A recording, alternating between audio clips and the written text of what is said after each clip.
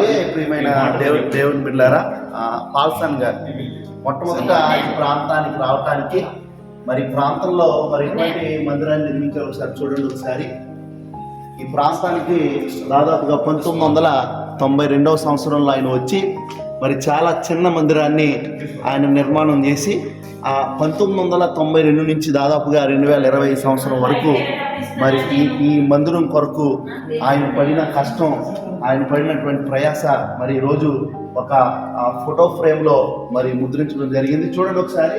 ఇక్కడ 1992లో ఒక చిన్న పాకేజ్ పరిచర్య ప్రారంభించారు అయ్యారు. దానికి అనంతరం ఆ మందిరాన్ని ఎక్స్టెన్షన్ చేసుకుంటూ మరి చాలా రకాలుగా మరి దేవుని మందిరాన్ని విస్తరింప చేయటం జరిగింది. మీరు గమనించండి ఒక్కొక్క విషయాన్ని. ఇక్కడ కరుణాపురం అనేటువంటి ఈ యొక్క స్థలంలో ప్రార్థన మందిరం, గెస్తేమని ప్రార్థన మందిరంగా చిన్న మందిరం వేశారు. దాని తర్వాత ఈ విధంగా కట్టడం జరిగింది. దాని తర్వాత ఇప్పుడు మనం ఫ్రేమ్లో చూస్తున్నటువంటి నూతన మందిరం ఆ విధంగా మరి కట్టబట్టడానికి యవనస్తులు చూడండి, పాల్సన్ గారు వారి యొక్క యవన కాలంలోనే ప్రభువును అంగీకరించి ప్రభు కొరకు నిలబడి ఈరోజు మా ఆసియా ఖండంలోనే గొప్ప మందిరాన్ని, చెప్పుకోదగ్గ మందిరాన్ని, సుందరమైన మందిరాన్ని, అందరికీ ఆశ్చర్యకరమైనటువంటి మందిరాన్ని ఈరోజు నిర్మించడం జరిగింది.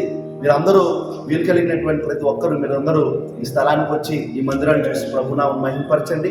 అలాగే దైవజనం చేయించున్నటువంటి పరిచర్యలు కూడా మరి మీరు పరిచర్యల కొరకు కూడా మీరు ప్రార్థన చేయాలని ప్రభు పేట మనం చేస్తున్నాం. ఇంకా లోపల చాలా రకాల మరి ఆ సౌందర్యంతో కూడినటువంటి సొలొమోను ఆ రోజు సౌందర్యటువంటి మందిరాన్ని ఎలా కట్టారో ఈరోజు పాల్సన్ గారు కూడా దేవుడు ఆ జ్ఞానం ఇచ్చి కట్టించుకున్న ఈ మందిరాన్ని కూడా ఒకసారి మనం పరిశీలన చేద్దాం.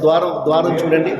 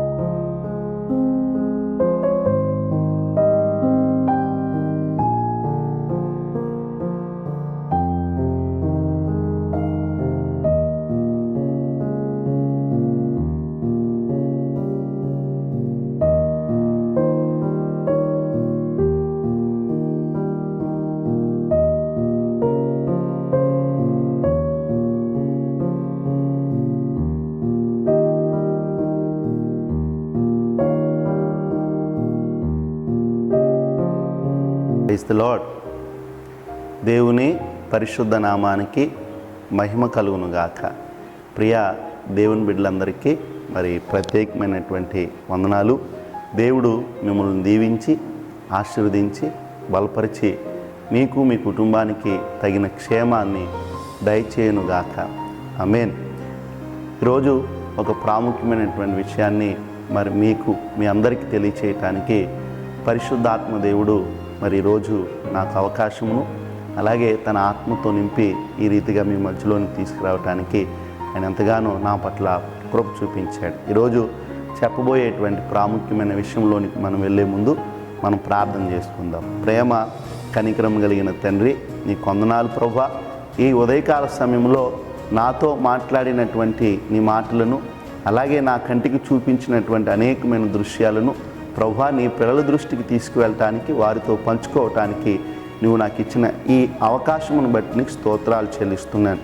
అయ్యా, ఈ విషయాలను నీ పిల్లలకు చెప్తున్నప్పుడు నీ మీద ప్రభువా, నీ పరిచర్య మీద ప్రభువా, నీ మందిరం మీద ప్రభువా ఎంత నాయన శ్రద్ధ కలిగి ఉండాలో, శ్రద్ధ కలిగి ఉండటం వల్ల ఎన్ని ఆశీర్వాదాలో ఈరోజు ప్రతి ఒక్కరితో మీరు మాట్లాడండి ప్రభువా. ఒకవేళ చూస్తున్న వారిలో ఎవరికైనా బలహీనత ఉంటే ఆ బలహీనతను తీసివేసి మీ కృపలో బలపరిచి నడిపించి వర్ధిలింప చేయమని యేసు నామములో ఈ ప్రార్థన చేయుచున్నాము తండ్రి. ఆమేన్. మరొక మారు ప్రత్యేకమైనటువంటి మరి మీ అందరికీ ఆ వందనాలు తెలియజేస్తున్నాను. ఈ ఉదయకాల సమయంలో ఒక ప్రత్యేకమైనటువంటి విషయాన్ని మీతో పంచుకోవటానికి పరిశుద్ధాత్మ దేవుడు నన్ను నిలబెట్టుకున్నాడు. ప్రియమైన దేవుని బిడ్డలారా, ఈరోజు క్రైస్తవులుగా ఉన్న వారందరూ అలాగే రక్షించబడినటువంటి వారందరూ అలాగే రక్షించబడలేని బాధలు బలహీనతలు ఉన్న వారందరూ ఒక విషయాన్ని మీరు జ్ఞాపకం చేసుకోవాలి. ఏంటంటే దేవుడు గొప్పవాడు. యేసుక్రీస్తు ప్రభువు చాలా చాలా గొప్పవాడు. ఎంత గొప్పవాడు అంటే మన హృదయంలో ఏదైతే మనం ఆశపడతామో ఆ ఆశను ఆయన గ్రహించి తెలుసుకుని అట్టి ఆశను నెరవేర్చగల సమర్థుడు యేసుక్రీస్తు ప్రభు. ఈరోజు మీ హృదయాలలో మీ కుటుంబం పట్ల కానీ లేక నీ పరిస్థితి పట్ల కానీ లేక నీకున్న అవసరతల పట్ల కానీ నీకున్నటువంటి మరి ఫ్యూచర్కు సంబంధించినటువంటి విషయాల్లో కానీ నువ్వు ఏ విధమైనటువంటి ఆశ కలిగి ఉన్నా నీ ఆశ నెరవేర్చే దేవుడు యేసుక్రీస్తు ప్రభు ఉన్నాడనే విషయాన్ని ఈ సమయంలో మర్చిపోకూడదు. ఎందుకంటే దానికి సంబంధించిన కొన్ని ఆధారాలని మీకు నేను చూపించబోతున్నాను. దేవునికి స్తోత్రం. కీర్తనల గ్రంథంలో 107వ అధ్యాయము 9వ వచనాన్ని కనుక మీరు చూసినట్లయితే, పరిశీలన చేసినట్లయితే, ఏలయనగా ఆశ కలిగిన ప్రాణాన్ని తృప్తిపరిచే దేవుడు. యేసుక్రీస్తు ప్రభు ఎవరు అనంటే ఆశ కలిగిన ప్రాణాన్ని తృప్తిపరిచే దేవుడు.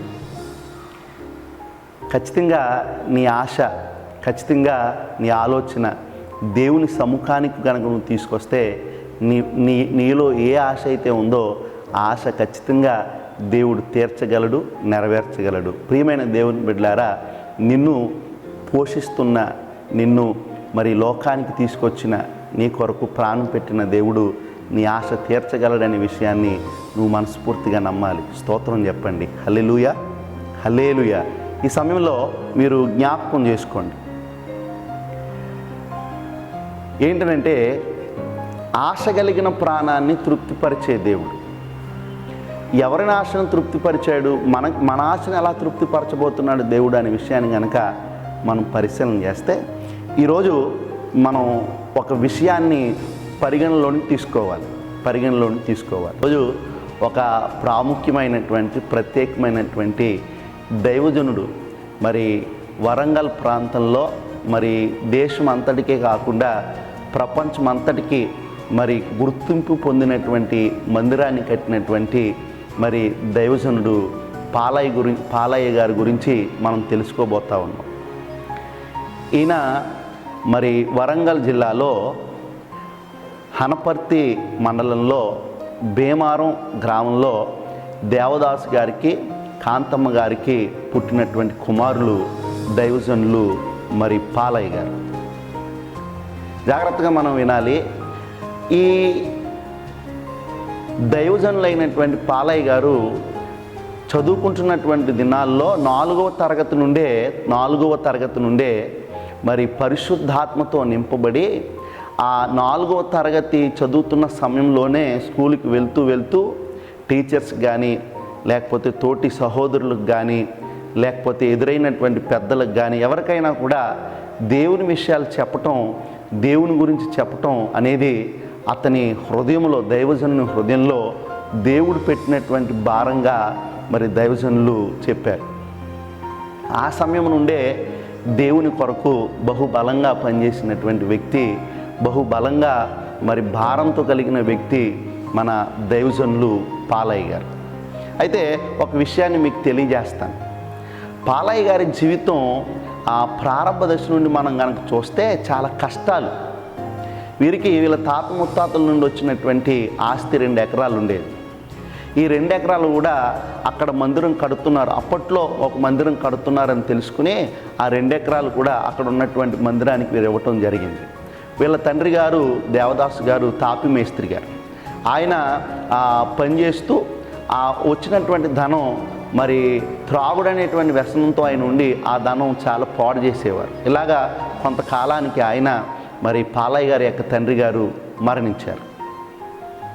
మరణించిన తర్వాత కుటుంబ భారం మరి పాలయ్య గారు, దైవజనులైనటువంటి పాలయ్య గారి మీద పడినప్పుడు పాలయ్య గారు మరి చదువును మధ్యలోనే ఆపేసి అప్పటి నుండి మరి కుటుంబ పోషణ కొరకు అనేక రకాల కూలి పనులు చేస్తూ ఒక ప్రక్క సువార్త ప్రకటిస్తూ వారి యొక్క జీవనాన్ని కొనసాగిస్తూ ఉండేవారు. ఇలా కొనసాగుతున్నటువంటి తరుణంలో దేవుడు అధికమైన భారము మరి దైవజనుల్లో పెట్టడం వలన ఇక సువార్తకు ప్రత్యేకమైన స్థానం ఇవ్వాలనేటువంటి ఆలోచనతో దైవజనులు అప్పటి నుండి సువార్తను సంపూర్ణంగా ప్రకటించేటువంటి మరి దశలో ఆయన ప్రయాణాన్ని కొనసాగించేటువంటి తరుణంలో ఎన్నో రకాల అడ్డంకులు, ఎన్నో రకాల సమస్యలు, ఎంతో మరి చాలా భయంకరమైనటువంటి సన్నివేశాల్లో ప్రభు మరి దైవజనులైనటువంటి పాలయ్య గారిని రక్షించుకుంటూ, బ్రతికించుకుంటూ, కాపాడుకుంటూ నడిపిస్తూ వచ్చారు. ఇలా సువార్త ప్రకటిస్తున్నటువంటి దినాల్లో మరి బలంగా మరి అనేక చోట్ల రాష్ట్రాల్లో మరి అనేక జిల్లాలలో మరి విరివిగా సువార్తలు ప్రకటించుచున్నటువంటి తరుణంలో పాలయ్య గారి యొక్క గొంతు జాగ్రత్తగా మనం పరిశీలన చేస్తే పాడైపోయి నిద్రపోయే టైంలో ఒక 5 నిమిషాలకు ఒకసారి ఊపిరి ఆగిపోతూ ఉండేదంట. ఇలాగా చాలాసార్లు జరుగుతున్నటువంటి తరుణంలో దైవజనులు పాలయ్య గారి దగ్గర ఉన్నటువంటి సహకారులు ఈ విషయాన్ని గమనించి హాస్పిటల్ తీసుకువెళ్ళాలని మరి పాలయ్య గారికి చెప్పినప్పుడు పాలయ్య గారికి ఏమాత్రం అది ఇష్టం లేదు.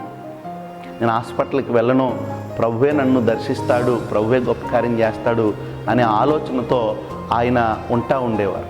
కానీ మన సహకారుల మరి ప్రోత్సాహకారంతో హాస్పిటల్కి వెళ్ళాలి అన్నప్పుడు ఆ దైవజనులు వారి యొక్క మరి మనవి ఆలకించి హాస్పిటల్కి వెళ్తున్నటువంటి తరుణంలో మరి ఆ గొంతుకు ఆపరేషన్ చేయాలి, ఈ గొంతుకు ఆపరేషన్ చేస్తే మీరు ఇంచుమించుగా 2 నెలలు 3 నెలలు మీరు మాట్లాడకూడదు అన్నప్పుడు పాలయ్య గారు ఆ విషయంలో చాలా ఏడ్చి నాకు దేవుడు ఇచ్చిన ఆయుష్ అంతవరకు నేను సువార్త ప్రకటించాలి, నాకు ఇచ్చిన ఆయుష్ అంతవరకు నేను సువార్తలోనే మరి నేను బ్రతకాలి, జీవించాలని ఆలోచన తపనతో ఏడుస్తూ ఉన్నప్పుడు మరి ప్రక్కన ఉన్నటువంటి వారందరూ కూడా మరి ఆయన్ని ప్రోత్సాహపరిచి బలపరిచి మీరు ఆపరేషన్ చేయించుకుంటే ఇంకా మరి అనేకులకు సువార్త ప్రకటించవచ్చని చెప్పి వారిని హాస్పిటల్లోనికి మరి తీసుకువెళ్ళటం జరిగింది. జాగ్రత్తగా గమనించాలి. తీసుకెళ్ళినటువంటి తరుణంలో మరి ఆయనకు ఆపరేషన్ చేయటానికి ఆ గొంతుకు మరి మొత్తు ఇంజెక్షన్ ఇచ్చారంటండి.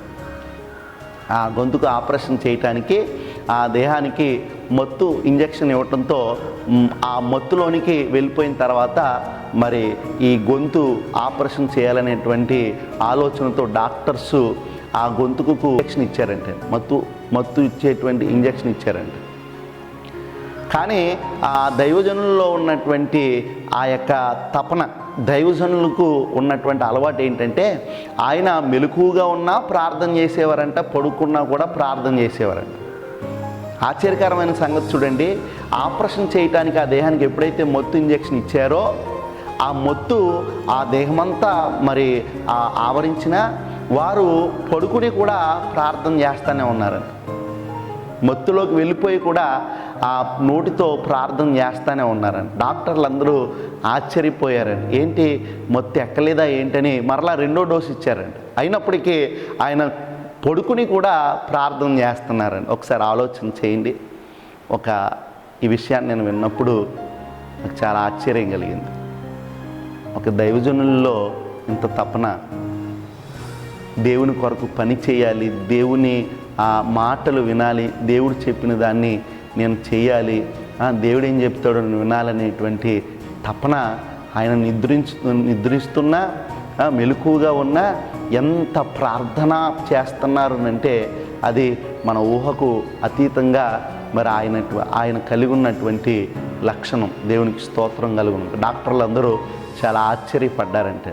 అలాగే ఆ డాక్టర్లు కూడా మరి పాలయ్య గారి యొక్క భక్తి జీవితాన్ని చూసి ఆశ్చర్యపోయి వారు కూడా ప్రభువుని నమ్ముకున్నట్లుగా కొంతమంది మరి తెలియచేశారు. ఈలోగా జాగ్రత్తగా మనం పరిశీలన చేస్తే ఆ మొత్తు ఇచ్చినటువంటి సమయంలో ఆ దైవజనులు మరి పూర్తిగా దేహాన్ని విడిచి మరి ప్రార్థిస్తున్నటువంటి దేవుని దగ్గరికి ఆ దైవజనులు వెళ్ళటం జరిగిందంటండి. అక్కడ దేవుడు పరలోకం అంతా చూపిస్తూ ఉన్నారంట. పరలోకంలో ఏవేవి ఉన్నాయో, ఎలాంటివి ఉన్నాయో ఆ కట్టడాలన్నిటిని కూడా ప్రభు మరి ఆ దైవజనులకు చూపిస్తున్నప్పుడు దైవజనులు అన్నారంట, నేను ఇంకెళ్ళను ప్రభు, నేను ఇక్కడే ఉంటాను అంటే, లేదు నువ్వు నా కొరకు భూలోకంలో చాలా ఆత్మను రక్షించాలి, చాలా ప్రాంతాలు సువార్త చేయాలి, నువ్వు ఖచ్చితంగా మరి కిందకి వెళ్ళాలి అనేటువంటి ఆ విషయాన్ని చెప్పినప్పుడు అప్పుడు పాలయ్య గారు దేవుణ్ణి ఒక మాట అడిగారంట, అయ్యా నేను కిందకంటే వెళ్ళమంటే వెళ్తాను, నీ కొరకు ఆత్మల భారం కలిగి సువార్త చేయమంటే నేను చేస్తాను, నువ్వు చెప్పింది చేస్తాను ప్రభువా, అయితే నా హృదయంలో ఒక ఆశ ఉన్నది నాయన, దాన్ని నెరవేర్చు ప్రభు అని అంటే, ఏంటి ఆ ఆశని అడిగితే, నేను నీ కొరకు భూలోకంలో ఒక గొప్ప మందిరాన్ని కట్టాలి, ఒక గొప్ప మందిరాన్ని, అందరికీ ఆశ్చర్యకరమైన రీతిలో మందిరాన్ని నేను కట్టాలి అని దేవుణ్ణి అడిగినప్పుడు దేవుడు ఖచ్చితంగా నీ ఆశను నేను నెరవేరుస్తానని చెప్పి ఆయన మరలా మరి భూలోకానికి ఆయన పంపించి మరలా ఆపరేషన్ కూడా సక్సెస్ అయ్యి మరి పూర్తిగా ఆరోగ్యంతో కోలుకున్న తర్వాత దేవుడు తెలియచేసినటువంటి మాట, దేవుడు నీ ఆశను నేను నెరవేరుస్తానని ఇచ్చినటువంటి మాట ప్రకారంగా దేవుడు దైవజనుల్లో మందిరాన్ని గురించినటువంటి భారాన్ని మరింత రెట్టింపు చేసినప్పుడు మందిరము కొరకు మరి 40 దినాలు 30 దినాలు చాలా దినాలు ఉపవాసం ఉండి మరి దైవజనులు ప్రార్థన చేశారు. స్తోత్రం చెప్పండి. ఈరోజు మన అందరికీ ఆశలు ఉంటాయి కానీ ప్రార్థన చేసే తీరిక మనకు ఉండదు. మన అందరికీ కొరతలు ఉంటాయి కానీ దేవుడిని అడిగి పొందుకునే విధానం మనకు తెలియదు. మనందరికీ ఎన్నో లోటుపాట్లు ఉంటాయి కానీ దేవుని సముఖంలో మనం నివాసం చేసే పరిస్థితి మనకు తెలియదు. ఈరోజు ఈ సాక్ష్యాన్ని వినైనా మీరు సిద్ధపడతారేమని నేను అనుకుంటా ఉన్నాను. ఒకసారి మీరు గమనించండి ప్రియమైన దేవుని బిడ్డలారా.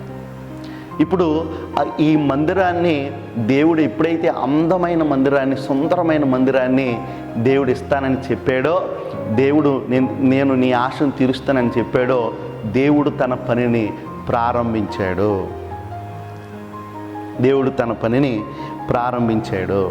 ఈ మందిరం ఎక్కడుందనంటే హనుమకొండ జిల్లా కరుణాపురం క్రీస్తు జ్యోతి ప్రార్థనా మందిరం. మీరు ఎప్పుడైనా ఈ మందిరాన్ని మీకు కలిగినటువంటి పరిస్థితుల్లో, అంటే మీకు దొరికినటువంటి అనుకూల సమయంలో ఈ మందిరాన్ని దర్శించండి. ఈ మందిరం చాలా అందంగా ఉంది, చాలా మరి ఆశ్చర్యంగా కట్టబడింది. ఒక పేద కుటుంబంలో పుట్టినటువంటి ఒక వ్యక్తిగా ఒక దైవజనుడిగా ఉన్నటువంటి వ్యక్తి ఇంత గొప్ప మందిరాన్ని ఎలా కట్టాడు అనే విషయాన్ని మీరు పరిశీలన చేస్తే దేవుని ఖచ్చితంగా మీరు స్తుతిస్తారు, దేవుని మీద ఖచ్చితంగా మీరు విశ్వాసం పెట్టుకుంటారు, దేవుని యందు మీరు ఖచ్చితంగా భయభక్తులతో ఉంటారని నేను ఖచ్చితంగా చెప్పగలను. అంత గొప్ప మందిరాన్ని పాలయ్య గారి ద్వారా దేవుడు కట్టించాడు. దేవుడు ఏదైనా చేయగలడు ఈ భూలోకంలో. దేవుని మనం పూర్తిగా నమ్మితే మన పరిస్థితిని ఎలాగైనా ఆయన మార్చగలడు, మనకున్నవన్నీ ఎలాగైనా సరే ఆయన రెట్టింపు చేయగలడు, మన ఆశను నెరవేర్చగలడు. ప్రియమైన దేవుని బిడ్డలారా, పాలయ్య గారు కట్టినటువంటి మందిరం ఆసియా ఖండంలోనే పెద్ద మందిరం. ఇంచుమించుగా 40,000 మంది ఒకేసారి కూడి ఆరాధన చేసుకునేటువంటి మందిరాన్ని పాలయ్య గారికి దేవుడు ఇచ్చాడు. అలాగే ఈ మందిరం యొక్క ఓన్లీ మందిరం యొక్క స్థలం 8 ఎకరాలు. 8 ఎకరాలు.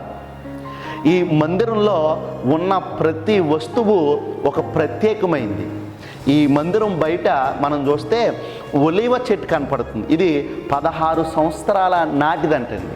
16 సంవత్సరాల నాటిదంట.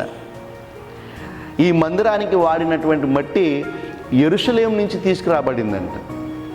ఇంకొక మాట చెప్పిన ఈ మందిరాన్ని కట్టడానికి దాదాపుగా 150 కోట్లు అయిందంటండి. ఒక సామాన్యుడు, ఒక పేదరికంలో పుట్టినటువంటి వ్యక్తికి ఇది సాధ్యమా అంటే మనకు తెలిసి ఇది అసాధ్యం. కానీ దేవుణ్ణి మనం ఎప్పుడైతే నమ్ముతామో మనకి మన ఆశ ఏదైనప్పటికీ ఆయన నెరవేర్చగల సమర్థుడని ఈ విషయాన్ని మీరు చూస్తే మీరు గమనించాలి. ఈ విషయాన్ని విని మీరు గమనించాలి ఒకసారి. హల్లెలూయా. ఇది 2016లో ప్రారంభమైంది. 2016లో ప్రారంభమై 2023 మే నెల 4వ తారీఖుకి పూర్తయింది. అదే ఇక్కడ చిన్న ప్రశ్న, 150 కోట్లు ఆ దైవజనునికి ఎలా వచ్చాయి అని మీరు కనుక ఆలోచన చేస్తే ఈ 150 కోట్లు జాగ్రత్తగా చూడాలి. బయట నుంచి ఫారెన్ నుంచి ఎవరు ఫండ్స్ ఇవ్వాల. ఈ ప్రాంతం ఏదైతే ఉందో ఈ హనుమకొండ జిల్లా కరుణాపురం అనేటువంటి ప్రాంతం ఏదైతే ఉందో దీని చుట్టుపక్కల ఉన్నటువంటి ప్రజలు వారి స్థాయికి మించినటువంటి విరాళాలు ఈ మందిరానికి ఇచ్చారండి. అంత మాత్రమే కాకుండా 2016 నుండి 2023 వరకు రోజుకి 500 మంది మందిరం కొరకు కష్టపడేవారంటే 500 మంది రాత్రింబగలు. ఇంకోటి చెప్పనా, ఈ మందిరానికి మరి అవసరమైనటువంటి ఇటుకలు, ఈ మందిరానికి అవసరమైనటువంటి ఇటుకలన్నిటినీ ఈ 500 మందే రాత్రి పగలు తయారు చేసేవారండి. గమనించాలి ప్రియమైన దేవుని బిడ్డలారా, చాలా ఆశ్చర్యకరమైన సంగతి కదా ఇది. ఒకసారి ఆలోచన చేయండి. ఈరోజు దైవజనుడు మందిరం కడుతున్నారు అంటే విశ్వాసులు దూరం జరుగుతున్నారు, నాకు సంబంధం లేదంటున్నారు. చూడండి, లేక ధనమిచ్చి పక్కకు వెళ్ళిపోతున్నారు, లేక పనిచేసి పక్కకి వెళ్ళిపోతున్నారు. ఒక విషయాన్ని మీరు ఆలోచన చేయండి. 500 మంది ప్రతిరోజు, అంటే 2016 నుండి 2023 వరకు ప్రతిరోజు పనిచేయటం అంటే మామూలు విషయమా ప్రియమైన దేవుని బిడ్డలారా? ఎంత ఆశ్చర్యకరమైన విషయం ఇది. మీరు ఎప్పుడైనా మీ మందిరాలు కట్టుకుంటున్నప్పుడు పనిచేశారా? మీ గుప్పిలు విప్పి మందిరానికి సహకారం చేశారా? ఒకవేళ చేస్తే ఏమవుతుంది, ఇస్తే ఏమవుతుందని అనుకుంటారేమో. ఈ మందిరానికి పనిచేసినటువంటి ఆ వ్యక్తుల ఆ కుటుంబాలలో వారి పిల్లలు గొప్ప ఉన్నత స్థానంలో ఉన్నట్లుగా నేను సాక్ష్యాన్ని విన్నాను. గొప్ప ఉద్యోగాలు, మంచి చదువు చదివి మంచి ఉన్నత స్థాయికి వెళ్ళారంటండి వాళ్ళు. గమనించండి ప్రియమైన దేవుని బిడ్డలారా, ఈరోజు ఒక సామాన్యమైన వ్యక్తి ఇంతలా మరి దేవునికి మహిమకరమైనటువంటి ఆసియా ఖండంలోనే, ప్రపంచంలోనే 2వ పెద్ద చర్చ్ అంటండి ఇది. 2వ చర్చ్, పెద్ద చర్చ్ అన్నమాట. ఈ యొక్క చర్చి ద్వారం కూడా, అంటే ఆ గుమ్మం కూడా చూడండి ఇంచుమించుగా 17 అడుగులు పొడవు, 17 అడుగులు పొడవు. చాలా బలమైనటువంటి మరి తలుపులను మరి చాలా అందంగా తయారు చేయించారు దైవజనులు.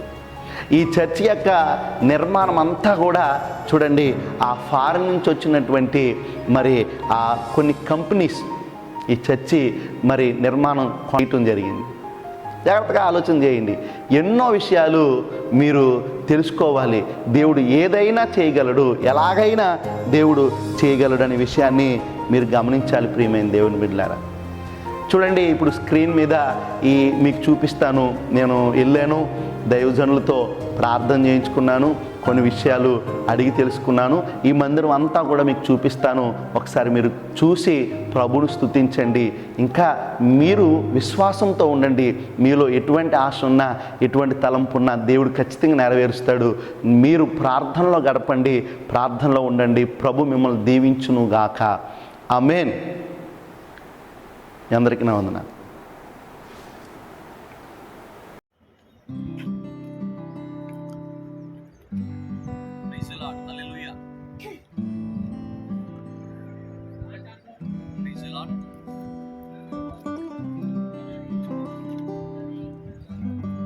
భారతదేశంలోని ఉన్నటువంటి ఆంధ్ర రాష్ట్రంలో అలాగే తెలంగాణ రాష్ట్రంలో తెలుగు ప్రజల మధ్య జరుగుతున్నటువంటి దివ్యమైన పరిచర్య అమోఘమైంది. దేవుడు అనేక మంది దైవజనుల్ని బహుబలంగా వాడుకొని అనేక మంది ప్రజలకు ఆశీర్వాదకరంగా భౌతికరంగా ప్రభువారు నిలబెడతా ఉన్నారు. చాలా సంతోషం. అలాగే మరి వరంగల్ ప్రాంతంలో కరుణపూర్ అనేటువంటి ప్రాంతంలో దైవజనులు రెవరెండ్ డాక్టర్ పాల్సన్ రాజు గారు చేత దేవుడు నిర్మించినటువంటి క్రీస్తు జ్యోతి ప్రార్థనా మందిరాన్ని బట్టి ప్రభువుని ఎంతగానో మహింపరుస్తా ఉన్నాం. నిజంగా ఈ ప్రాంత ప్రజలకి ఈ మందిరం అనేటువంటిది బహు ఆశీర్వాదకరం. నిజంగా దేవుని యొక్క మహోన్నతుడైనటువంటి మహాదేవుని మందిరం అనేది ఈ ప్రాంతంలో నిర్మితం అవడం ఈ ప్రాంత ప్రజలకి మహాభాగ్యము, గొప్ప ధన్యత అని చెప్పి మేము తలస్తా ఉన్నాం. సుదూర ప్రాంత ప్రజలు, అనేక మంది ప్రజలు ఈ ప్రభువుని ఎంతగానో గణపరచడం అనేటువంటిది చాలా మహిమయుక్తమైంది. మరి ముఖ్యంగా ఏషియాలోనే అద్భుతమైన మందిరం, అనేకమైన ఆ మందిరంలో ప్రత్యేకతలు, క్రీస్తు జ్యోతి ఈ ప్రార్థన మందిరం ఒక ప్రత్యేకతను సంతరించుకుంది. ఏదేమైనా దేవుని నామానికి మహిమ కలుగును గాక. అనేకమైన ఆత్మలు మరి స్థలానికి నడిపించబడి అనేక మంది రక్షించబడాలనేటువంటిది మరి సుదూర ప్రాంతాలు చూసిన దైవజనులైన మా ఆకాంక్ష కూడా. ఇదేమైనా ఈ పరిశుద్ధమైన ఈ భూమిలో ఈ పరిశుద్ధ మందిర ప్రాంగణములో అనేక మంది ప్రజలు ఆశీర్వదించబడ్డారంటంలో ఏ సందేహం కూడా లేదు. అనేక మంది ప్రజలు ఈ ప్రాంతానికి రావడం, దైవజనుల యొక్క ప్రార్థనలు, దైవజనుల యొక్క వర్తమానాల ద్వారా అనేక మంది ఆదరించబడడం అనేటువంటిది చాలా గొప్ప సంగతి. ఏది ఏమైనా దేవుని నామానికి మహిమ కలుగును గాక. ఈ ప్రాంతంలో కనబడేటువంటి ప్రతి దృశ్యం కూడా చాలా చూడడానికి కన్నుల పండుగ కనబడతా ఉంది. అద్భుతమైన నిర్మాణం, అద్భుతమైన కట్టడం. చెప్పాలంటే దేశాల్లో నుంచి అనేకమైన ప్రాంతాల్లో నుంచి ఈ మందిరం కట్టడానికి ఉన్నతమైన రీతిలో దైవజనునికి దేవుడిచ్చిన తలంపులను, దైవజనుడికి దేవుడిచ్చిన ఉన్నతమైన ఆలోచన ప్రకారంగా ఈ మందిరం అనేటువంటిది కట్టడం జరగలిగింది.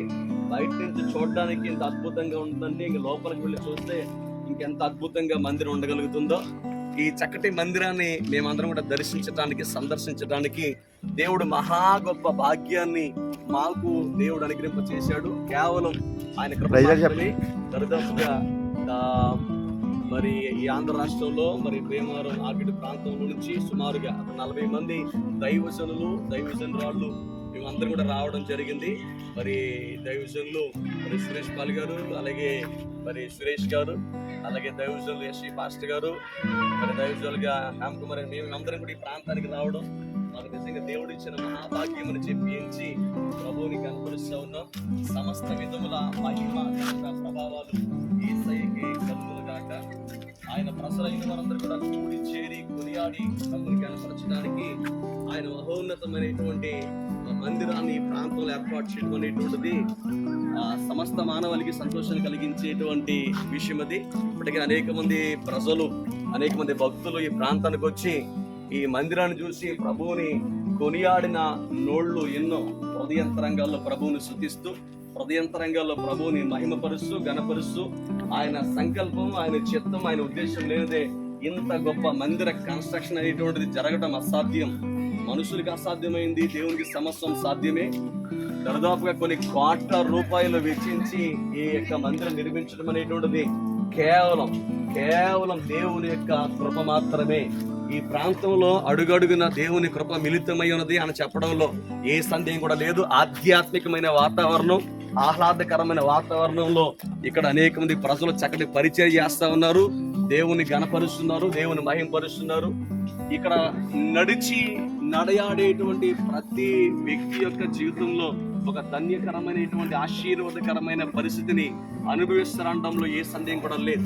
ఈ లోకంలో అనేకమైన గొప్ప గొప్ప స్థలాలు ఉండి ఉండొచ్చు, కానీ ప్రత్యేకించి కూడా నడిచి ఆ ప్రభువుని కొనియాడుతూ తిరిగి సంచరించేటువంటి ఈ ప్రాంతం అనేది చాలా ఉన్నతమైనదని చెప్పి భావిస్తూ ప్రభునామాన్ని మహిమపరుస్తున్నాం. దేశ నలుమూల నుండి కూడా ఈ ప్రాంతానికి అనేక మంది రావడం, అనేక మంది ఈ మందిరాన్ని చూడడం, ఈ మందిర ప్రాంగణంలో నిర్మితమైనటువంటి అద్భుతమైనటువంటి ఆ కట్టడాలను బట్టి ప్రభుని మహిమపరచడం. ఆల్రెడీ ఇంకా కన్స్ట్రక్షన్ జరుగుతూ ఉన్నాయి. ఏదేమైనా సుందరమైనటువంటి ఈ మందిరాన్ని మేము సైతం కూడా దర్శించడానికి దేవుడు మహా గొప్ప భాగ్యం, మహా గొప్ప కృప దేవదేవుడు మా అందరికి అనుగ్రహింపచేయటం చాలా సంతోషకరంగా ఉండగలిగింది. దైవజనుని దేవుడు అందుకే ఈ ప్రాంతంలో నిలబెట్టుకుని ఈ మందిరాన్ని చాలా కాలం టైం తీసుకుని ఆయన ప్రజలు దేవుడు పెట్టిన ఆలోచనలకు అనుగుణంగా నిర్మాణాన్ని